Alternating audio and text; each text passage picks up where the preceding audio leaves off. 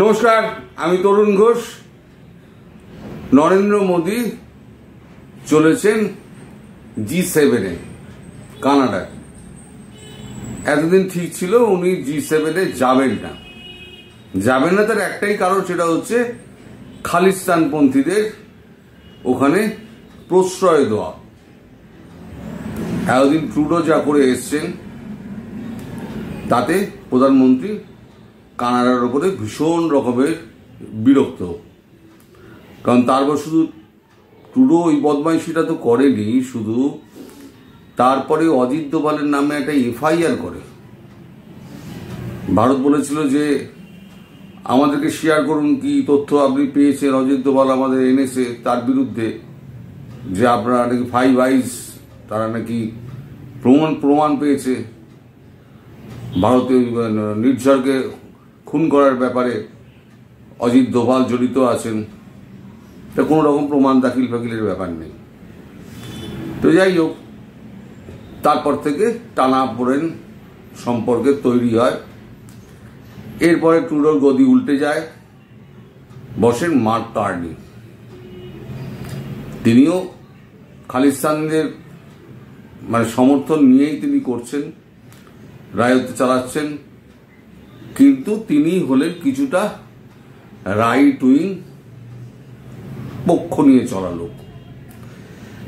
তার মধ্যে খালিস্তান বিরোধী একটা মনোভাব রয়েছে, এটা আবার খালিস্তানিরা মেনে নিতে পারছে না। সেটা নিয়ে কার্নির সঙ্গে খালিস্তানিদের একটা মন কষাকষি চলছে। এরই মধ্যে G7-এ যখন বৈঠকটার যখন কথা হলো, এই বৈঠকটা আয়োজক হচ্ছে এবারে কানাডা। তো সেই কানাডা যখন আমন্ত্রণ জানায়, তখন মোদিজি বলেন আমার দেশের মধ্যে সমস্যা রয়েছে, আমি এখন যেতে পারবো না। গতকালকে কানাডার প্রধানমন্ত্রী কার্নি তিনি ফোন করেছিলেন প্রধানমন্ত্রীকে ফোন করে তিনি বিশেষভাবে আমন্ত্রণ জানিয়েছেন যে আপনি যদি না আসেন, পৃথিবীর বৃহত্তম গণতান্ত্রিক দেশ এবং চতুর্থতম আর্থিক ক্ষমতা সম্পন্ন ভারতবর্ষ যদি এই G7-এ এই যোগ না দেয়, তাহলে G7-এর কোনো অর্থই থাকে না। তখন প্রধানমন্ত্রী বলেন ঠিক আছে, আমি G7-এ যাব। তো খবরটা তো এইখানে শেষ। টুইস্টটা যেটা হলো, খবরের টুইস্ট হলো যে প্রধানমন্ত্রী যাচ্ছেন কানাডা, মধ্যিখানে সাইপ্রাস কেন? সাইপ্রাস ঘুরে যাচ্ছেন কেন?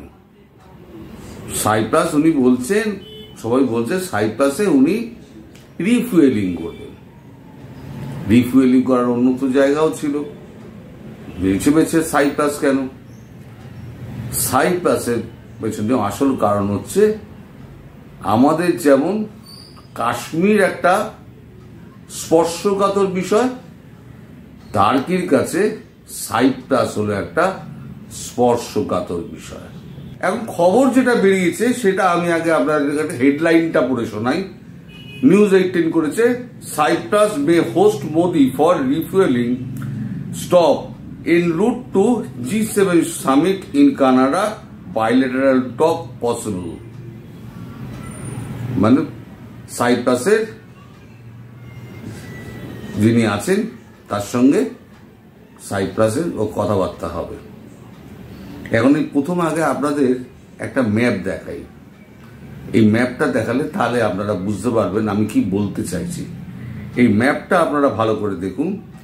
এই যে ম্যাপটা, একদিকে দেখবেন টার্কি আছে, তারপরে সাদা রঙের বাঁদিকে হচ্ছে আপনার গ্রিস, আর মধ্যিখানে দেখুন লাল দাগের মধ্যে রয়েছে, সেটা হচ্ছে সাইপ্রাস। এই যে সাইপ্রাসের এই যে দ্বীপটা না, এই দ্বীপটা নিয়ে যত গন্ডগোল, এই টার্কি আর গ্রিসের মধ্যে যত গন্ডগোল হচ্ছে এই সাইপ্রাসের এই দ্বীপটা নিয়ে। আচ্ছা, এবার আগে সাইপ্রাসের দ্বীপটা দেখায়, যেটা নিয়ে গন্ডগোলটা শুরু হলো। এই দ্বীপটা দেখছেন, এই ছোট্ট অংশটা, এই দ্বীপটাকে আপনি একটুখানি ক্লোজ আপ করে বড় করুন, দেখবেন ওপরের যেটা অংশ এটা হচ্ছে উত্তর দিক, এটা হচ্ছে আপনার তুর্কির দখলে, আর নিচের যে সাইপ্রাস যে অংশটা আছে, সাইপ্রাস বলে যেটা উল্লেখ আছে, সেটা হচ্ছে গ্রিসের দখলে। এই যে দ্বীপটা, এটা একটা ইতিহাস আছে। এই দ্বীপটা যখন লোকজন ছিল না, মানে কোনো দল ছিল না, কোনো রাজনৈতিক দল ছিল না, তখন গ্রিকদের ওখানে রমরমা ছিল। কিছু তুর্কিও ওখানে ছিল, তুর্কিও গেছে ওই দ্বীপে, গ্রিসের লোকও গেছে। কিন্তু এই তুর্কি আর গ্রিসের লোকেদের মধ্যে একটা সংঘর্ষ বাদে 1963 সাল থেকে এই সংঘর্ষ শুরু হয়। 1973 সালে একটা রক্তক্ষয়ী সংগ্রাম শুরু হয়। রক্তক্ষয়ী সংগ্রাম যখন শুরু হলো, সেই সময়তে গণহত্যা শুরু হয়। গণহত্যার সময় তখন ইউএন ফোর্স তখন ওখানে ইন্টারভেন করে, এবং আমাদের ইউনাইটেড শান্তি বাহিনী যেটা আছে, ইউনাইটেড নেশনের শান্তি বাহিনী ওখানে যায়।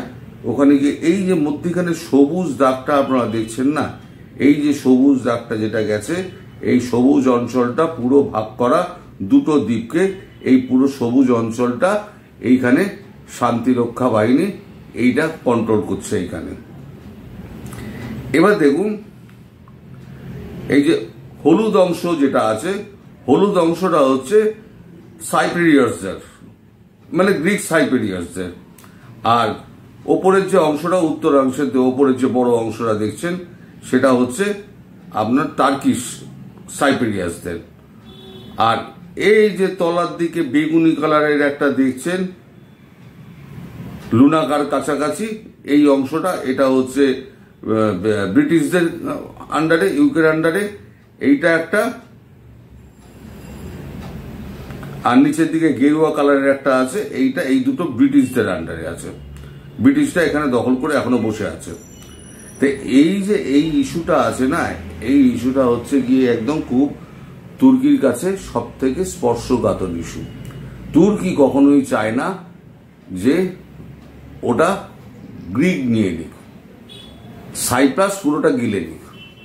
আর সাইপ্রাস চায় তুর্কিদের ওখান থেকে হটিয়ে দিয়ে ওরা পুরো গ্রিক পুরো ওই দ্বীপটা নিক। ফলে ওই যে মানে ওপরের উত্তরাংশ যেটা দেখছেন, যেটা তুর্কি দখল করে রেখে দিয়েছে, সেই জায়গাটা দখল করার জন্য সাইপ্রাসকে পুরোপুরি সাহায্য করে গ্রিস। সেই সাইপ্রাসে একটা অন্তর্বর্তীকালীন সরকার আছে, সেই সরকারের একটা প্রেসিডেন্ট আছে, একজন প্রধানমন্ত্রী আছে, এই সমস্ত ওখানে রয়েছে। সেই সাইপ্রাসকে প্রথম স্বীকৃতি দেয় ভারতবর্ষ। হঠাৎ ভারতবর্ষের প্রধানমন্ত্রী হঠাৎ সাইপ্রাস যাচ্ছেন কেন? যাওয়ার একটাই কারণ হচ্ছে, এই যে সাম্প্রতিক যে গন্ডগোলটা হলো পাকিস্তানের সঙ্গে ভারতের, সেখানে তুর্কি ছিল। তুর্কি সমস্ত ড্রোন দিয়ে সাহায্য করেছিল তুর্কি। আর তোমার কাছে যদি পাকিস্তান অগ্রাধিকার পায়, তাহলে আমার কাছে সাইপ্রাস অগ্রাধিকার পাবে। এও জিও পলিটিক্যাল খেলা। আজারবাইজান আর আর্মেনিয়ার মতো। আজারবাইজানের সঙ্গে আর্মেনিয়ার হচ্ছে কি একেবারে আদায় কাঁচকলায় সম্পর্ক, সবসময় রণংদেয়ী ভাব। ভারত কি করেছে?